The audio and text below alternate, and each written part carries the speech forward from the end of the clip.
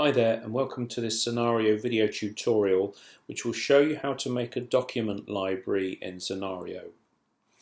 What I'm going to show you is not only how to add documents to your site but also how to organize them by language. So this is handy to know not just if you've got documents all in one language but also if you've got equivalent documents in, let's say, French and Spanish. So first of all, log into your content management system and go into Organizer. If you're going to use multiple languages, the thing you'll need to do to begin with is to enable some additional languages. So this site here has got English enabled. Let's say I want to enable a couple more. So I want to enable French. Choose that. There are some options if you've not used this before where you can set the English name for that language, the local name for that language, and so on, and a few other settings. I won't go into that in detail right now. So I've enabled French. Let's enable also Spanish, like this. One more, Danish. Okay. And you'll notice that having enabled those languages, English is what we call the default language. That's just because that's the language I'm setting it up in. It doesn't have to be like that. And there are phrases being created every time you enable a language. These are not done on the fly. These are coming from a language pack. So if you look in phrases here, you will see that there are standard things like the names of countries in these various languages and the names of the days of the week and months of the year. Having created the additional languages, what you will need to do is get the document content type running. Come in here to your content items panel, look to see if it's enabled. It's not on this particular site. And if you hover over the cogwheels, you'll see a little button here, enable more content types. Okay, that will bring you to the modules panel with a filter running for Zenario C-type. You can get to this other ways, but this is just a handy way to filter on just the content types. Select content type document download and click start module. It'll give you some explanation how it works.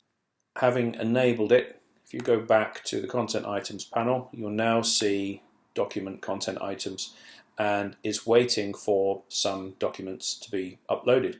You can do this one at a time, or you can do it in a real easy way by going to your hard disk and just simply dragging them up like this. Okay, just drag them in. It would be the same thing if I click that create multiple button. It would allow me to select them from the disk. You can see up here this little dashed area.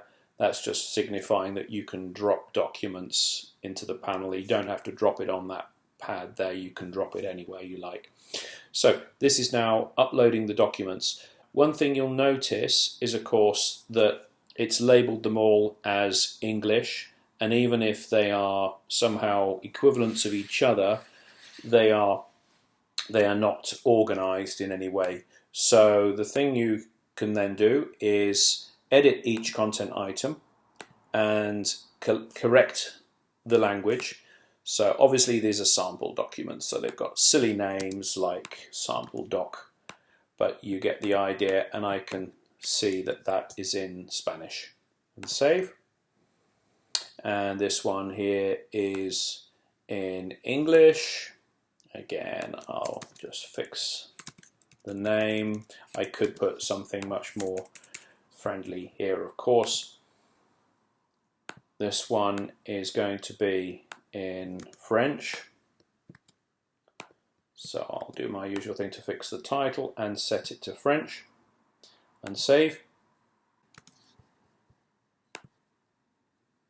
Okay, so I've now updated the titles of these documents and given them their correct languages. Then the other thing to do is to organize them. So where you've got, for example, the sample document in English, let's say this one in English is the equivalent of this one in French and this one in Danish. So how do you combine them into the same group, or as we call it, a chain? So if you select one of them, the easiest is to select your primary language and go to translations of this content item. So I can see here, here's the content item, and it's in its translation chain, it's missing the Danish, French and Spanish. So if I select Danish and say add an existing content item in Danish, it'll just find the Danish ones, okay? And I'll pick that one here and combine it with the English one. So it's now a translation with the same equivalent content as the English one. Spanish, I'll do that again the same way. Add to chain. And French, there's the French one. Okay, so here they all are, grouped together. Now I'll go back to the panel. Okay, so now they're now all organized, and you can see that a couple of these are untranslated.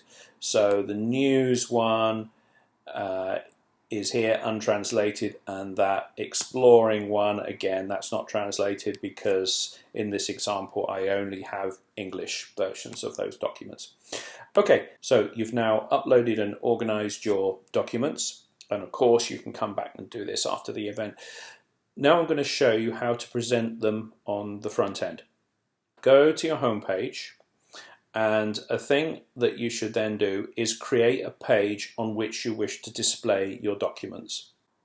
So say new HTML page, say document library. I'm going to just accept the defaults. Main content can be document library.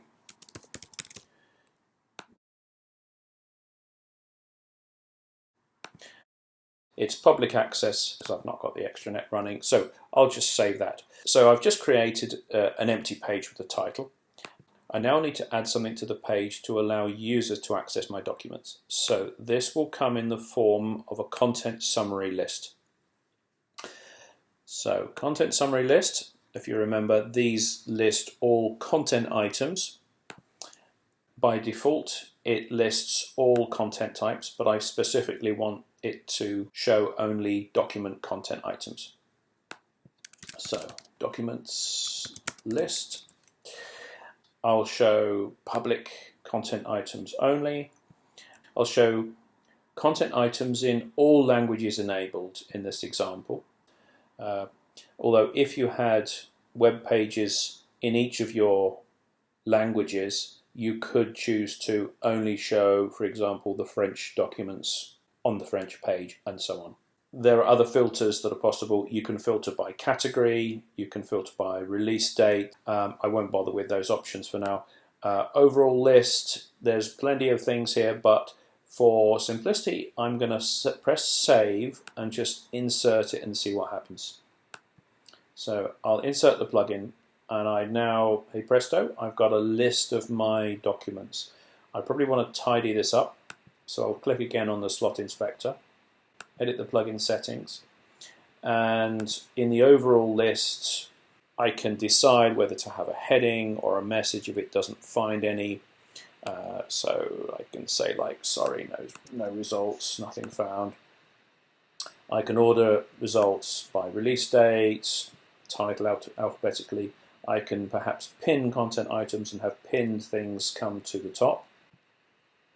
And then on each item, I can choose to show the title of the document. Perhaps I want to show the language like this. I can show the summary. I can show the featured image, and that's good to constrain it by width, let's say 150 pixels wide as the constraint, so it's not too big. And remember, you can preview these things full width by clicking that button there, and you just see that pop-up view like that. I'll show the file size, permalink, release date and time. So you can play with this. Okay, and save. And so here now you've got the makings of your library. Okay. Zenario has scanned these documents when I uploaded them, so it will have indexed the text in the documents, and it will have acquired a screen grab of the first page of the document so that it can present them nicely. It would have made a featured image of the image that it acquired. Okay, that's the way to build a content summary list of documents. And a thing to notice is that if I click this, I will download the actual document immediately.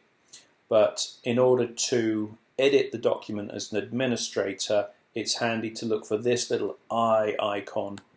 Click that, and it will let you access the document in Organizer again, where you can edit the metadata. So if you edit the content item, Danish, nice document in Danish, come back to this first tab, reload. So it's now showing me the summary as it is in there.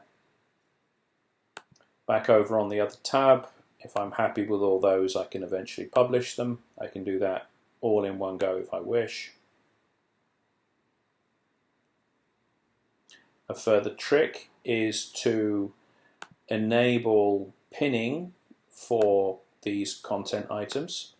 So if I edit these settings, allow content items to be pinned, and that will show that my favorite ones at the top of the list. So now if I go back to them, let's say I want this French one to be pinned. I open the floating admin box for this French one and pin it like that. I will need to go through the versioning system. It's now pinned. Back over here on the document library, if I reload, so now I can see the French one is pinned and it's coming up first. Final thing to show you on here is that you might want to have a download page for these documents individually. So rather than clicking this link here and going straight to the download file, you may prefer to have an interstitial download page. So the way to do that is to edit the plugin settings, each item, and look for this checkbox here, use a download page. So save that, and now when you click on this, it will go to this view, which is a whole page view of this content item. Okay, I will tidy this up. In fact, I'll go to edit layout and play around with this plugin here. So this is the content type document download plugin. It's like a viewer for the information on that content item. So I'll get it to show the featured image, let's say width of 300 pixels maximum, show the permalink, show the release date. I can also play around with the phrases. So for example, if I don't want to show these words like description, download, file size and things like that, I can turn those off. And now I've got a better looking page. I can see the title, the format, the size, and so on. So I hope you've found that video to be useful. Thanks for watching.